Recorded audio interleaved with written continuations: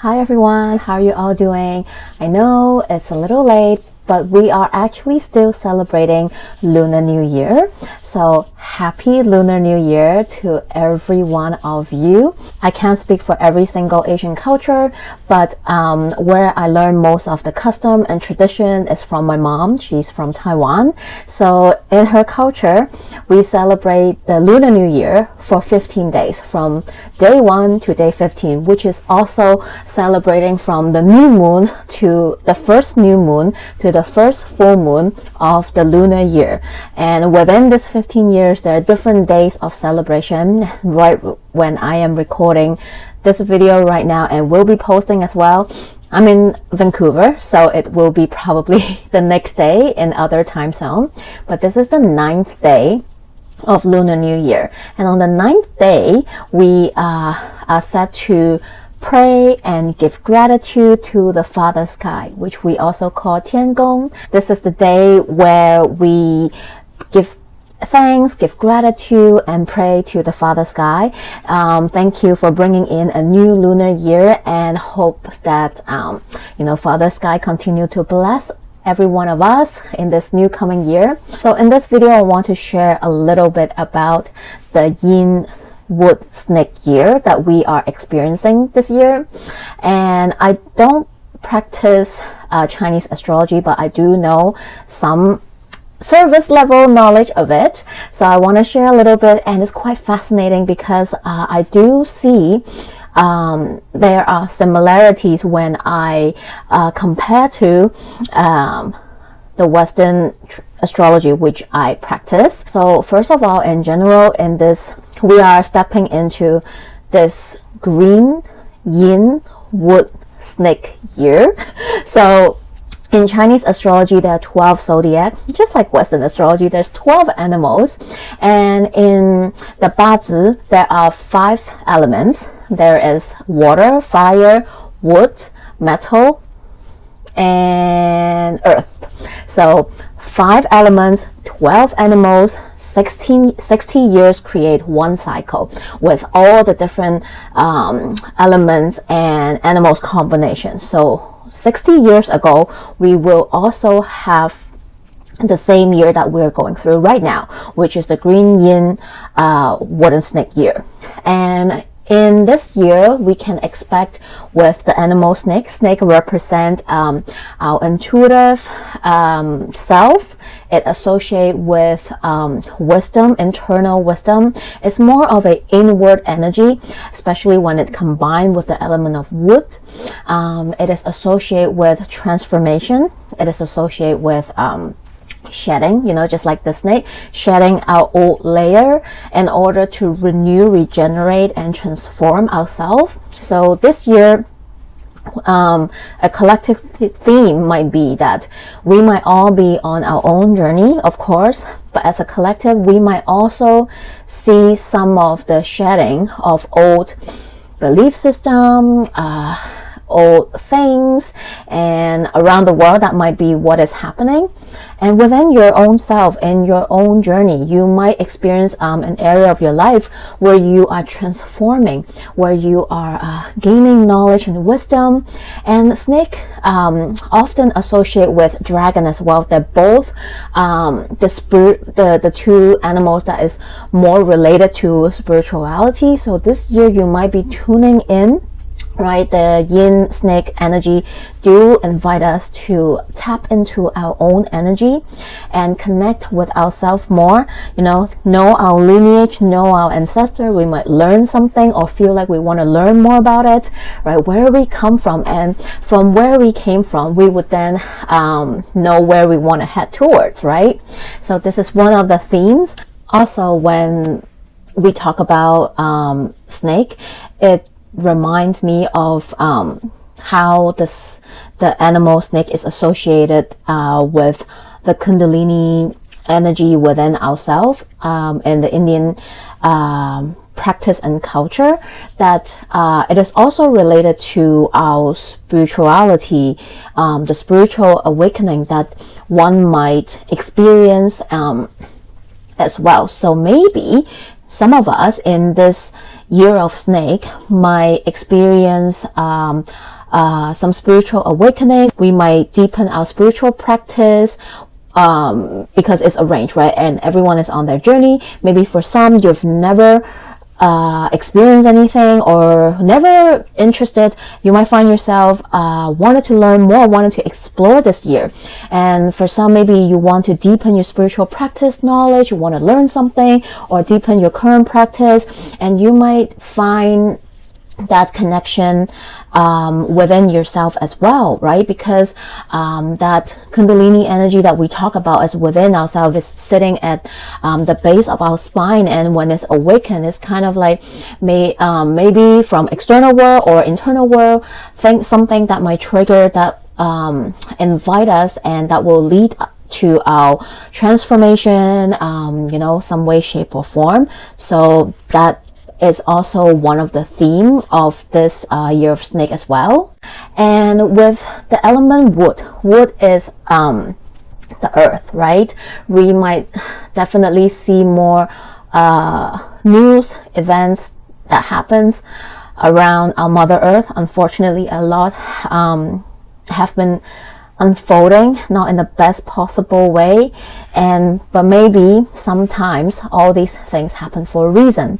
They're here to remind us to be aware that it is time for us to really be more aware and educate ourselves and see how we can be the ripple effect and be the changes that we want to see in this Mother Earth, in this world, right?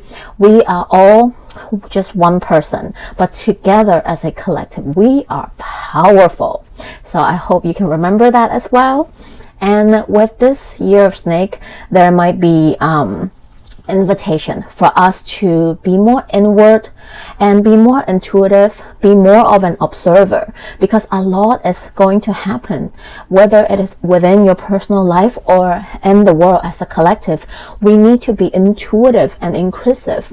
We need to learn, like the snake, just slither and be flexible, be adaptable, and more like in the background observing what is really happening, because we don't know everything, right? We don't have all the answer just yet. We're all learning. So give yourself that time and space to process things through, do more research. There will be a lot of different kind of truth. We need to practice discernment, and through that we need to learn what is true and what is not true, what truly aligns with you and what doesn't align with you.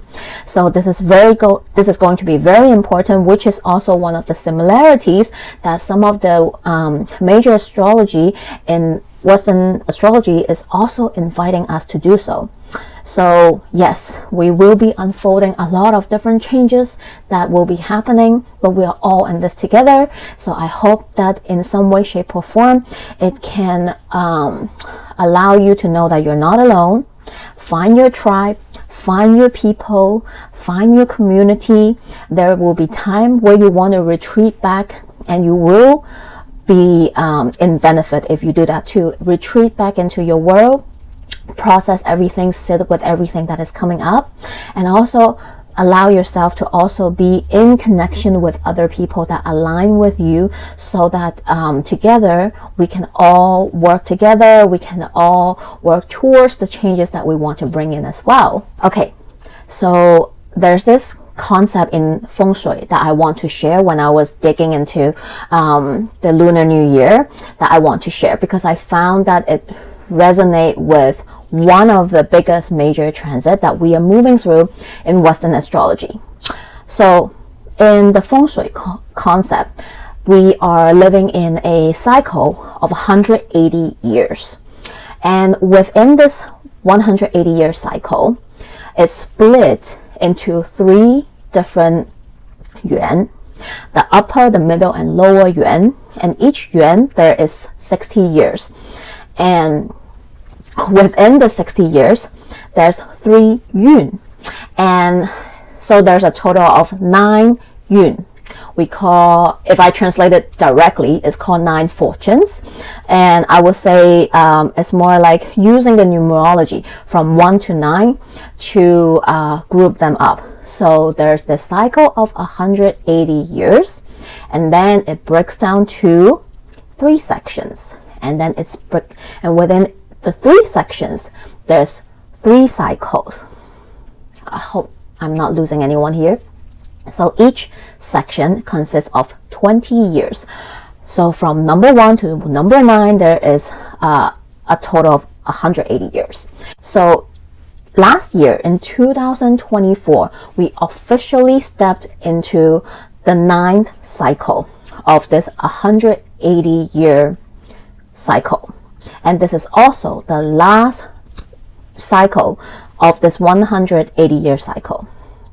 So we're in the cycle 9, and it will last from 2024 to 2043, which almost resonate the Pluto and Aquarius transit.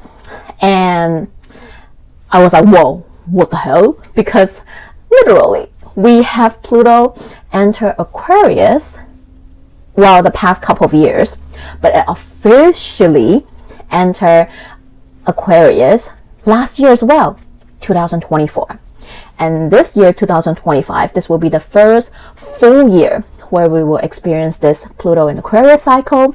And Pluto will spend 20 years as well in Aquarius. You see a resemblance? Okay. So I thought that was very interesting. And this 9th cycle, or cycle 9, is ruled by fire, the element of fire. And so the theme of this 9 cycle, or cycle 9, it talks about the quickening of development. It talks about the element of fire spreading like wildfire. Unfortunately, of course, it immediately hits home. I thought about what is happening in LA, and when I look into how some of the Chinese astrologers sharing about this cycle 9, it really resembles the characteristic and energy that we see in Pluto and Aquarius. There is this speeding up of development with technology, with energy. There is also this emphasis on exchanging information, knowledge, right? And it talks about development in the tech world. It talks about how there is this energy of war as well, because it is ruled by the element of fire. And this year we also do have a lot of outer planets changing sign, and they are all moving from the yin, water, earth energy into the fire, air elements energy. And some of them, not all of them, do symbolize that there's more emphasis in martial energy, which can very much be related to violence and war, and tech as well. So I found that very interesting, how so many of them share some similarities and themes. And I'm also not surprised at the same time, because the Chinese astrology actually stems from the Western astrology. So I just found that very interesting. That's why I want to share. And lastly, before we leave, I just pull a card for the collective for this yin green wooden snake year. And this collective message is the card number 2.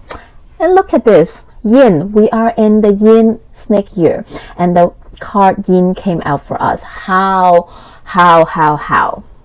the resemblance.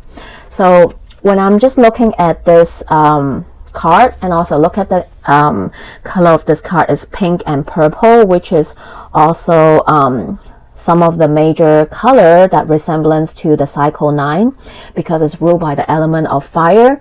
So the main color that rule the cycle is purple and red. So I'm like, ooh, okay.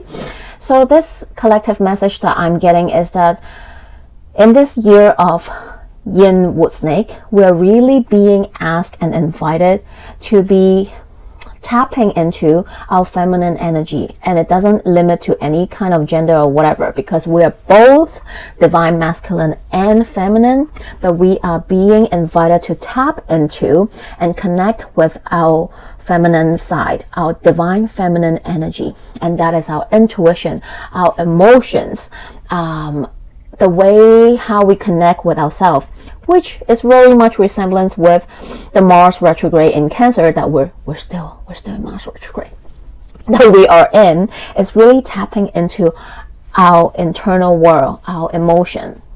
So this is really asking us to strengthen the relationship that we have with ourselves, to tap into our intuition, to build and strengthen that relationship that we have with ourselves.